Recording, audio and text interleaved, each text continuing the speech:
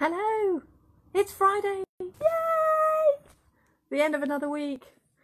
I'm quite happy about that, really. My kids and I have done quite a lot of things this week, all sorts. And so I gave us all the afternoon off and I lay on the sofa and read The Week Junior, which is actually very good. And I think I'm going to read the Science and Nature week that the kids get as well, that their grandparents kindly give to them. I hope you've had a good week. It's howling a hoolie out here, so if you hear odd noises in the background of the video, it'll be because the wind is howling around the little attic room that I'm sitting in. It's quite exposed on this little corner of our house, so it can be quite noisy at times. I was thinking about something else I wanted to mention the other day. Was it on Facebook or it was on YouTube? I think it was on YouTube. When I was loading up these videos onto YouTube, I discovered that you can click a button that puts automatic subtitles on. And they're quite good. Not bad at all, although they have no punctuation in them, which for me as a writer just makes me wince. So they're completely unpunctuated.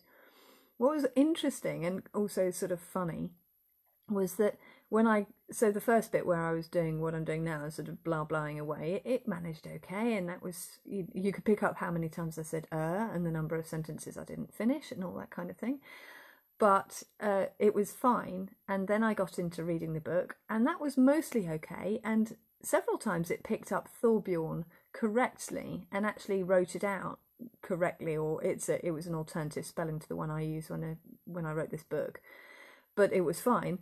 And then partway through, as I was just skimming down the page, I suddenly saw that it said Obi-Wan, as in Obi-Wan Kenobi, spelt exactly correctly for Star Wars. And I skimmed back up. What on earth is that supposed to be? And indeed, that was its interpretation of Thorbjorn on that particular occasion. The way I had pronounced it, it had interpreted it as Obi-Wan. So clearly, you know, Obi-Wan meets the Vikings. Maybe that could be a spin-off, perhaps. Perhaps that should be my next book. Yeah, anyway, so yeah, Star Wars, the Force is with us all of the time, even when we don't realise. Right, so, chapter 15. We are nearly at the end of this book. Jo and Lucy have been at the celebrations for the ship burial. It hasn't been time to actually bury the ship yet. That happens in the early hours of the morning. Well, very early the next morning, but they've gone. Jo and Lucy have eaten and drunk and watched the wrestling and taken part in the battle and danced and generally just exhausted themselves. So they've gone for a rest before they have to get up to help with burying the ship. And while they are resting, well, in fact, Joe's fast asleep. He's just dropped off to sleep, completely exhausted. Lucy hears somebody stealing their horse, and of course it's Thorbjorn. Who else would it be? And he's made off with the horse, and they don't really know why, but Jo guesses and has to confess that he thinks Thorbjorn overheard them when they were talking about the unicorn's horn when they were in the city, in town, the previous time he was with Lucy. So he's got this horrible feeling that it's got something to do with that. And they have no time to try and work it out. They have no time to fetch anybody. So they borrow a very large black stallion from another camp where it's been tethered. They have no means of telling the owner what they've done because nobody reads and writes in Viking times. Runes are carved on sticks.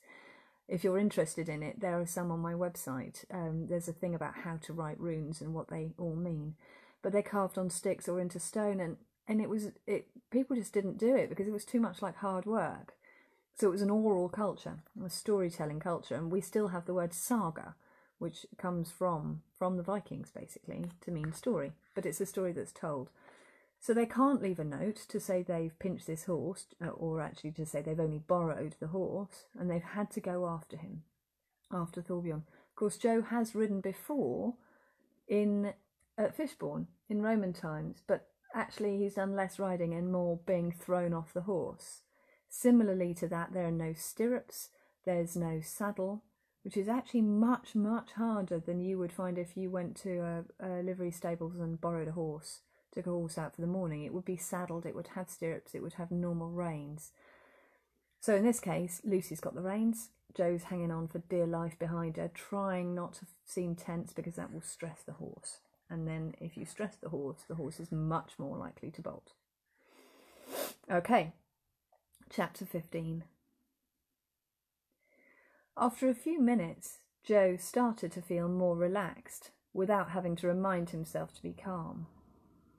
Lucy was clearly in total command of the horse. The moment that they were out of the encampment, she'd urged it to canter, which was faster than Joe had ever managed at Fishbourne.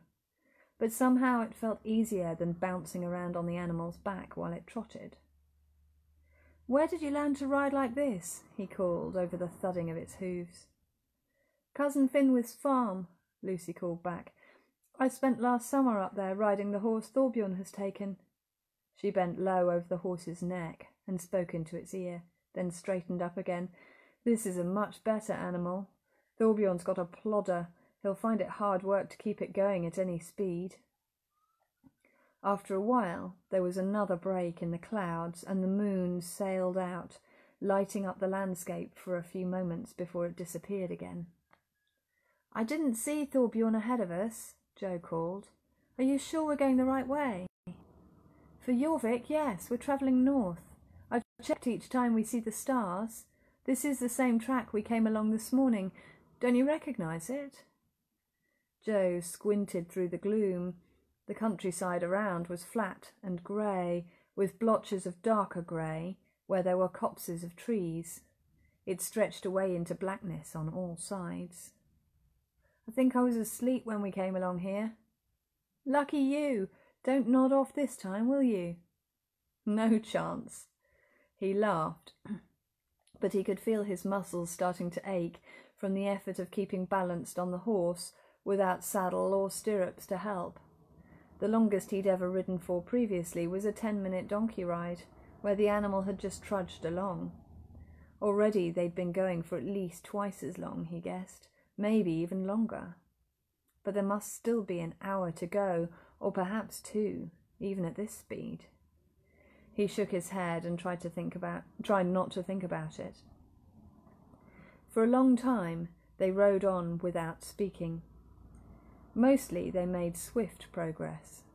The ground had frozen hard again during the night, although it was uneven in places where so many horses and carts had ploughed through earlier in the day. Now and then the horse stumbled, and Joe clung tightly to Lucy to keep himself from falling off. A few times, too, there was deep mud beneath the frozen crust of earth. Then Lucy let the horse slow down for a few minutes. When it walked, Joe noticed that he was now able to keep his balance without even thinking about it. Perhaps Heraclio had taught him something after all. After a while it struck Joe that there had been no breaks in the cloud for some time. He was peering into the sky ahead of them, wondering whether it looked somehow denser than it had done before, when he felt something small and cold land on his face. He let go of Lucy's waist to brush it away. Another speck fell on the back of his hand, and then another on his cheek. "It's snowing," he called to Lucy in excitement. "I know." He could tell from her tone that she was rolling her eyes at him. "It's so strange. I can't see it until it lands on us." She shifted the reins to one hand and tucked her cloak in around her. "Why is that strange? It's always like that at night, isn't it?" "I suppose so," he said. But at home, he thought, it wasn't. Where he lived, there were street lights. And even in places he'd been to where there weren't, the snow clouds were lit up by the lights of the nearest town. Soon the snow was falling much more heavily, and the sky was pale with the whirl of thick flakes. Lucy coaxed and wheedled the horse, but it had slowed to a trot. Joe felt himself jolted up and down in a rhythm which was quite uncomfortable. "Can't we go a bit faster?" he called. "The horse doesn't like it," Lucy answered. "He can't see where he's going." Joe shivered inside his cloak. "I'm freezing." "Me too. Still, at least Thorbjorn will be slowed down by the snow as well." "If he actually is on his way back to Jorvik," Joe muttered. All at once it seemed to him that they must be completely mad to be doing this. Here they were, on a bitterly cold winter's night, in the middle of bleak nowhere, with not enough clothes, no map, no blankets or food, not even any water. What had he been thinking, trusting a girl younger than himself to guide them through the darkness on a stranger's horse to somewhere miles away? If the horse fell, and they couldn't ride on, they would die out here in the cold. No one would find them until it was too late. He shuddered. Even if Lucy managed it, and they made it to Jorvik safely, the whole reason they had set out on such a dangerous journey was to follow a boy who was bigger and older than either of them, to try to stop him from stealing something he really wanted. In the darkness, Joe imagined the glint of the knife Thorbjorn had held at his throat twice already. Anxiety made his chest tight. He took a few deep breaths, glad that Lucy couldn't see his face. Eventually the snow started to fall less thickly, and Lucy persuaded the horse to speed up to a canter again. The ground everywhere was white now, which made the landscape seem a little lighter.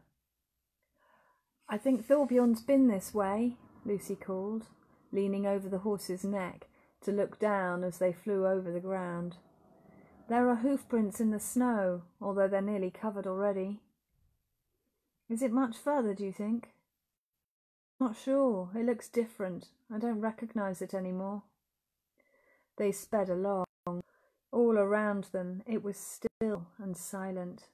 Even the drumming of the horses' hooves was softened by the white blanket that spread over everything.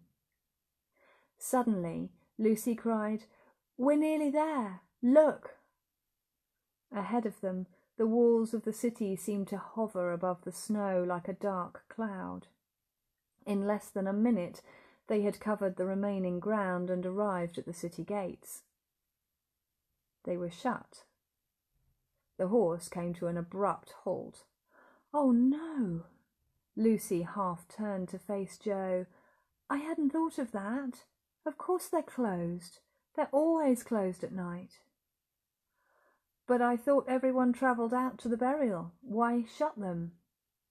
"The city still needs to be secure. Otherwise the people of Jorvik could come back to find their houses have been looted." She sniffed. "Just like ours will be, if we don't stop Thorbjorn."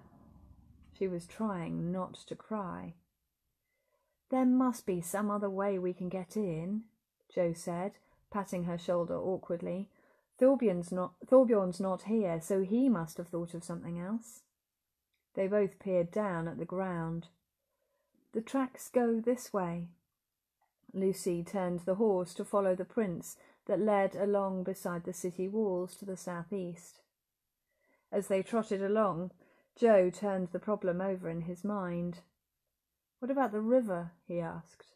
"It must come in on one side of the city and go out on the other." Lucy didn't reply at once. "Does it go under the walls? Or what does it do?" "No, it doesn't. But you're right," she said. "That's the answer. The river splits just to the south of the city, and there's no walls there at all because there's water all around." "So if we cross the river just above where it splits, Jorvik is on the other side?" She nodded. Another minute or so, and she brought the horse to a halt again. "That must be what Thorbjorn did. The tracks stop here," she said. Joe looked at the pulsing mass of water beside them in the darkness. The edge was fringed with ice, but a broad torrent flowed down the middle of the channel. It was black and sleek, but he knew that the speed and the numbing cold of the river would make it lethal. "Look," Lucy pointed to a dark smear in the snow on the other side. "That's where they got out. The tracks pick up again over there." "So we ride the horse through the water?" Joe shivered. "How deep is it?" "I don't know, but horses can swim. If Thorbjorn managed to get our horse to go across, I'm sure we can get this animal over to the other side." Isn't there anywhere shallower? Lucy shook her head. But we'll get wet. She shrugged. Less wet than if we swim, and anyway, the current's too strong for us. We'd be swept away. She paused. There's no other way, Joe. We have to do it. Joe didn't answer. Are you ready then? Lucy walked the horse forward. Hold on tight to me. If the water comes up over the horse's back, lean into the current. If you fall off, I won't be able to save you. Right, he gulped. He thought of Mum and Dad. I'm too young to die. It can't happen like this, he thought. Surely everything will be okay. But he didn't believe it. On the edge of the bank, the animal stopped and whinnied. Come on, boy, Lucy urged, digging her heels into its flanks. Come on, you can do it. Joe wanted desperately to close his eyes and not open them until they were on the other side, but he was afraid of losing his balance. Tentatively, the horse edged towards the water. For one sickening second, its hooves slithered on the bank and it plunged downwards. Joe buried his face in Lucy's cloak. Then it found its footing on the riverbed and began to walk slowly forward. Icy water rushed into Joe's shoes and up his legs to his knees. He gasped. It felt like someone was beating the flesh of his feet and calves with the claw of a hammer. He couldn't remember the cold ever being this painful in all his life. Lucy cajoled the horse onwards. As they reached the channel in the middle of the river, the water became even deeper. The beating sensation moved up Joe's thighs. He winced. He felt the horse stagger under the force of the current. If it lost its footing, he and Lucy would drown. He held on more tightly to her, as though clinging together would save them. And then the beating on his legs began to recede. The horse was steadier beneath them. He peeped over Lucy's shoulder. With a final scramble, the animal struggled out onto the bank on the other side. Joe heard Lucy let out her breath in a rush. Well done, boy, you did it. She bent over and hugged the neck of the horse. I can't believe it, Joe cried. Despite the pain in his legs and feet, he felt jubilant. We made it. He gave Lucy a squeeze. Well done. She turned round to look at him. Her face was alight with relief.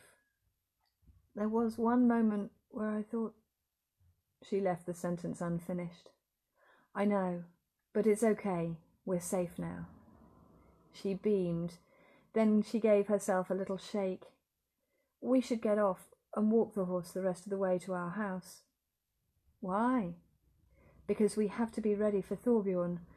I don't know about you, but my feet are so numb I think I might fall over when I try and stand on them. Joe nodded. Stiffly he swung one leg over the horse's back and lowered himself to the ground. As Lucy had predicted, his legs sank beneath him and he collapsed in the snow. Aha! You're right. Ow! Lucy clambered down beside him, grimacing as she crumpled to her knees. We'll never be able to take Thorbjorn on like this, Joe giggled. We're like a pair of jellyfish. It's not funny, you know, she said, but still she started to laugh.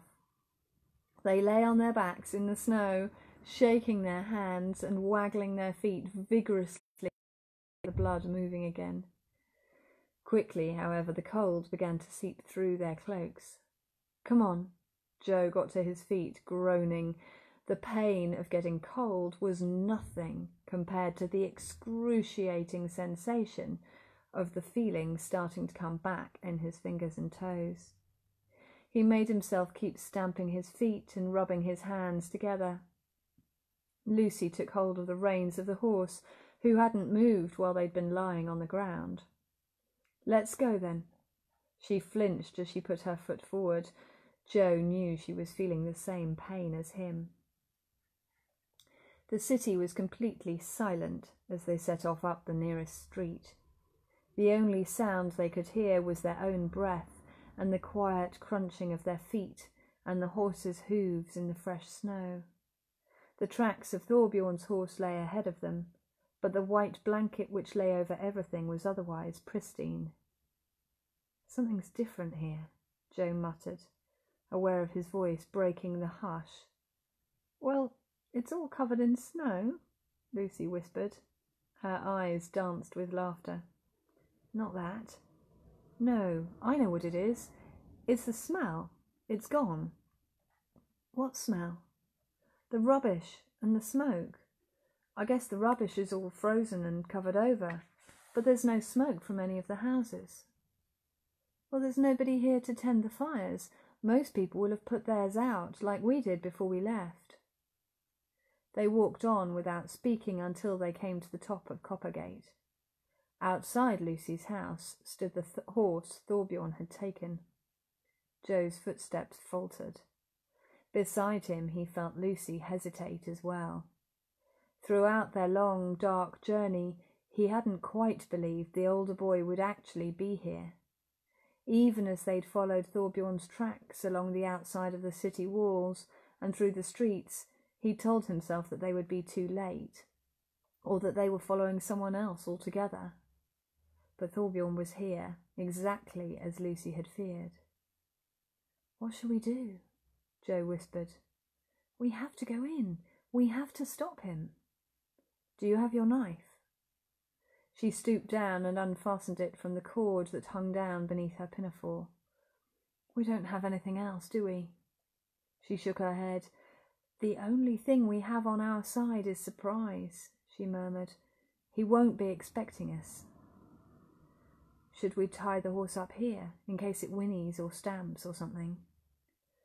"He'd probably assume it was the other horse, if he heard anything, but it might be best all the same." She unlooped one end of the reins and tethered the horse to a hook on the corner of the house beside them. "Remember," she whispered, "it's going to be pitch dark inside without the fire. I'm more used to feeling my way around in there. I'll go first. You follow me, but stay close." They tiptoed down the snowy street together, trying to keep their feet in the other horse's hoof prints to make as little sound as possible. At the house, they stopped. The door stood slightly open. From inside came the muffled sound of someone moving around and cursing. They looked at each other. On impulse, Joe reached out and squeezed Lucy's hand. She gave him a strained smile. Then she turned back towards the house and pushed the door open. That's the end of chapter 15. Can they stop Thorbjorn? Joe hasn't had much luck with him previously, has he? So it may be that Joe just vanishes and can't stop him at all. And of course the unicorn's horn was locked inside the chest that's here, so will Thorbjorn be able to get at it anyway? At the moment, we don't know. But tomorrow we will. It may be Saturday, but as I mentioned earlier in the week, I am going to carry on just so that we finish this book tomorrow, and then we've got all the chapters together, and those of you who are sort of playing catch-up can finish off without having to wait. And then next week, on Monday, we'll go on to the third book in the series, and it'll be Tudors. I'm not quite ready to leave the Vikings yet, but nearly. So I'll see you tomorrow, same time, 5 o'clock. Let's hope I don't forget, it being Saturday, but actually most days are quite similar around here at the moment, as I'm sure they are for some of you. All right, have a good evening, and I'll see you tomorrow.